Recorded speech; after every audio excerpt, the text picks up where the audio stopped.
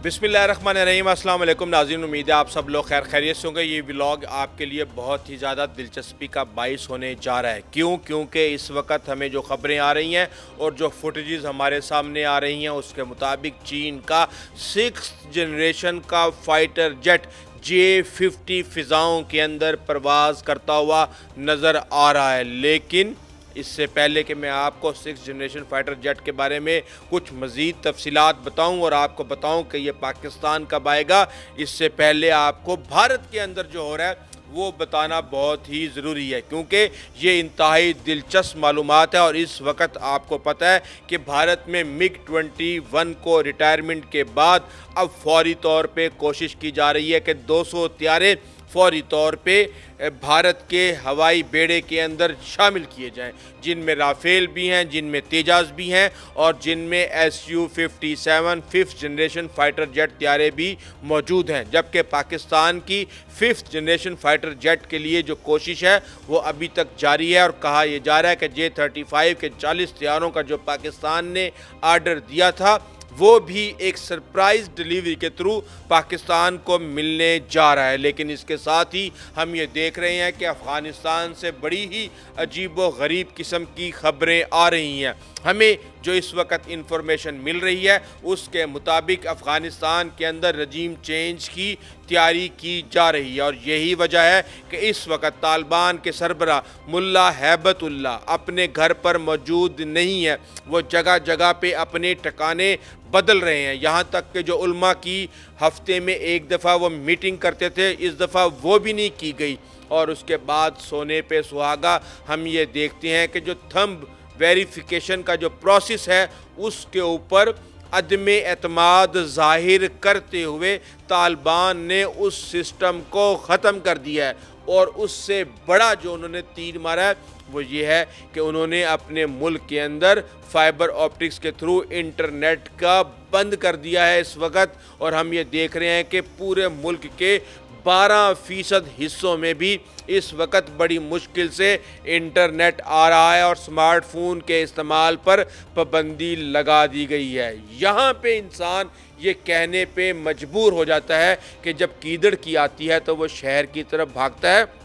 यहाँ पे भी इस वक्त सूरत हाल यही है। और इसके साथ हम ये देख रहे हैं कि नेतन्याहू ने कतर से यानी कतर के वज़ीर आज़म से माफ़ी मांग ली है कतर के ऊपर हमला करने के हवाले से। और ट्रंप के साथ उनकी एक इंतहाई अहम मुलाकात हुई है, जिसके बाद 21 जो पॉइंट्स का जो मंसूबा है उसकी इम्प्लीमेंटेशन के ऊपर वो जा रहे हैं। और कहा यह जा रहा है कि इस हवाले से हमास भी एग्री है, नेतन्याहू भी एग्री हैं और ट्रंप भी एग्री हैं। और जबकि वो इस्लामिक और अरब ममालिक के सरबराहान जो कि उनसे उस मुलाकात के अंदर मिले थे वो भी इससे एग्री हैं। एक बात मुझे समझ नहीं आई कि 21 नकात का ये मंसूबा जो कि दिया गया, लेकिन हमारे वज़ीर आज़म शहबाज शरीफ ने 20 नकात से इत्तफाक किया। वो एक नकात कौन सा है, अब इसके बारे में मैं आपको अभी कुछ नहीं कह सकता, क्योंकि ये मामला बहुत ही ज़्यादा हसास हो चुका है। और इस वक्त ख़ुद नेतन्याहू ये कह रहे हैं, वो नेतन्याहू जो कहते थे कि हमास को ख़त्म किए बगैर ये जंग ख़त्म नहीं हो सकती, वो ख़ुद अब हमास को ये ऑफ़र कर रहे हैं कि 48 घंटे के अंदर अंदर ज़िंदा या मुर्दा यगमालियों को वापस कर दिया जाए और गज़ा को छोड़ दिया जाए तो उनको माफ़ कर दिया जाएगा और उनका पीछा नहीं किया जाएगा। बहरहाल देखते हैं इस हवाले से क्या अपडेट्स आती हैं, लेकिन कहा जा रहा है कि अब तक की इत्तलात के मुताबिक सब पुरसकून है। अगर ये ख़राब हो जाए तो मैं इस हवाले से कुछ नहीं कह सकता, क्योंकि आपको पता है कि गज़ा के अंदर पहले भी अमन मुआहदे हो चुके हैं, जंग बंदियाँ हो चुकी हैं। लेकिन जो इसराइल है उसकी जो बेलगाम इस वक्त लीडरशिप है उसको कोई रोकने वाला नहीं है। और जिस बुरे तरीके से इंसानियत का कत्ल कर रही है आप इस बारे में सोच भी नहीं सकते। अब इसके साथ ही खबर आती है कि हिंदुस्तान की जो हुकूमत है उसने अपने ही हिंदुस्तान एरोनॉटिक्स लिमिटेड के साथ 97 तेजाज MK1 का मुआहदा किया है। कहानी बहुत ही दिलचस्प है, गौर से सुनिएगा।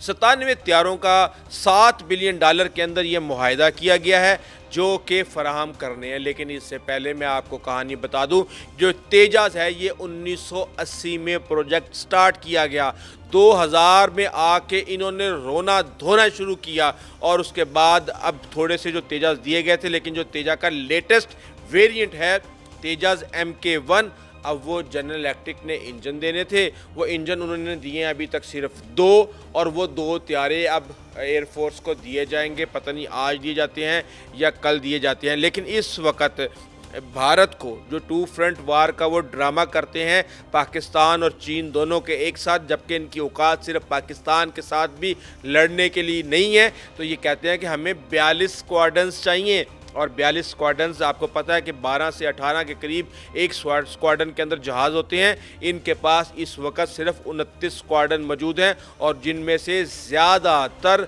अब मैं आपको ये कह सकता हूँ कि बच्चों के खिलौने हैं या उड़ते हुए ताबूत हैं।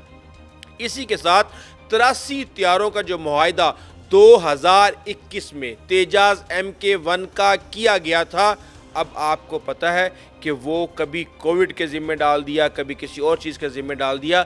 अभी तक एक त्यारा भी नहीं दिया गया भारत को उस हवाले से, और कहा यह जाता है कि ये 220 त्यारों का जो बेड़ा तेजास का देना है, अब ये पता नहीं शायद उस वक़्त आए जब दुनिया 7th जनरेशन फाइटर जेट हवा में उड़ा रही होगी, और ये त्यारे अंबानी और अंडानी की बच्चियों को जहेज़ में देने के काम आएंगे। इसके साथ ही हम ये देख रहे हैं कि इस वक्त हिंदुस्तान रूस के साथ मिलके Su-57 7th generation fighter jet लेने जा रहा है, और इसमें ट्रांसफ़र ऑफ टेक्नोलॉजी भी होगी। कुछ जो इक्विपमेंट्स हैं वो भारत अपने इस्तेमाल करेगा और बकाया मैक्सिमम रशिया के। अब यहाँ पे रशिया वाले भी परेशान हैं कि भाई हमने तो जहाज़ बना दिया, ये जहाज़ उड़ भी रहा है। अब रशिया कहता है मेरा रडार लगाओ, मेरा फलां लगाओ, मेरा ढमकान लगाओ, तो ये कैसे लगाएं? और अब कहा यह जा रहा है कि जनाब 36 से 40 त्यारे भारत को फौरी तौर पे Su-57 के दिए जाएंगे, और उसके बाद 140 त्यारे हैं जिनकी प्रोडक्शन खुद हिंदुस्तान के अंदर होगी।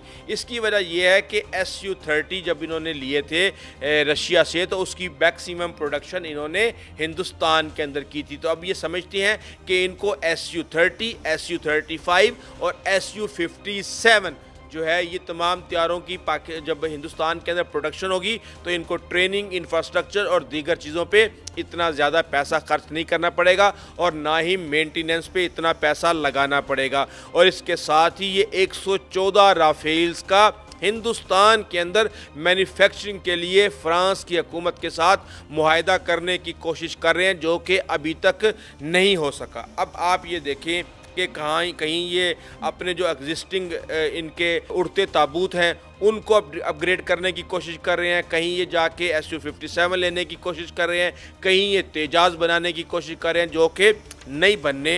तो इस हवाले से अब जब हमारे पास ये ख़बर आती है कि जनाब पाकिस्तान तो खुद पाकिस्तान के अंदर तुर्की का 5th generation fighter jet Khan जो है वो बनाने जा रहा है, और पाकिस्तान JF-17 ब्लॉक 4 जो है 4.5 जनरेशन का PFX सऊदी अरब के साथ मिलके बनाएगा।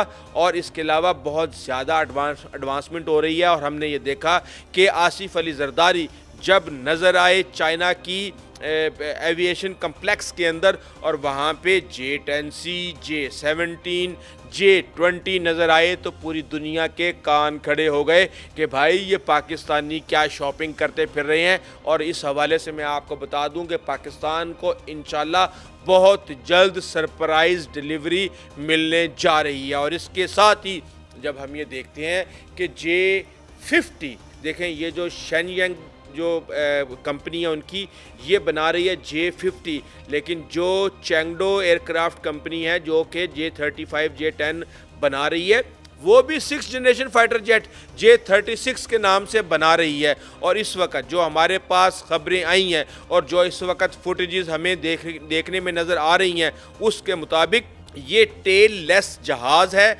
जो कि रडार के क्रॉस सेक्शन को यानी कि रडार में आने से बचने के लिए इसकी टेल को गायब कर दिया गया है। इसके इंजन के डिज़ाइन को ना तो गोल रखा गया और ना ही चकोर रखा गया, उसको भी ताकि उसमें से एनर्जी जो निकलती है वो रडार के अंदर ना आए, उसके लिए स्पेशल टेक्नोलॉजी इस्तेमाल की गई है। अब इसकी टेस्ट फ्लाइट्स चल रही हैं और इसके साथ ही हम ये देखते हैं कि चीन एयरक्राफ्ट इंडस्ट्री के अंदर अमेरिका से 10 साल आगे जा चुका है।